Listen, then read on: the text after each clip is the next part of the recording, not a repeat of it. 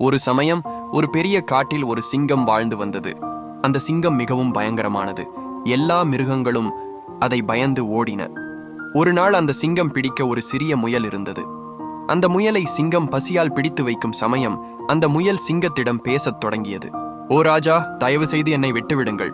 நான் மிகவும் சிறியவன். என்னை சாப்பிட்டாலும் உங்களுக்கு பசி போகவில்லை.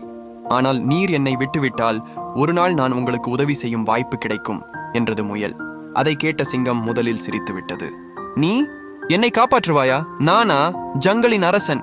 சரி போடா, உன்னை சாப்பிட்டாலும் எனக்கு பசி தீராது, விடுகிறேன் என்று சொல்லி முயலை விட்டுவிட்டது. நாட்கள் ஓடின. ஒரு நாள் சிங்கம் வேட்டையாட கிளம்பியது. அதற்கும் பசியாக இருந்தது. அது ஒரு வேட்டையாடி வைத்து இருந்த வலையில் சிக்கிக் கொண்டது. சிங்கம் முழுமையாக அந்த வலையில் சிக்கிவிட்டது. அது அலறியது, கத்தியது. ஆனால் யாரும் வரவில்லை. அந்த சத்தத்தை கேட்ட அந்த சிறிய முயல் வந்தது.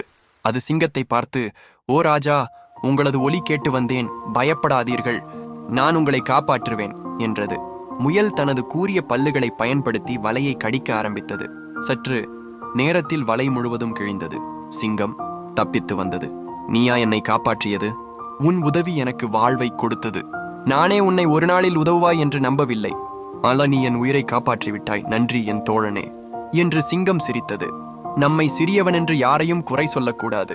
நன்றி மறக்கக்கூடாது. ஒவ்வொருவரும் ஒரு நாள் உதவியாக இருக்க முடியும்.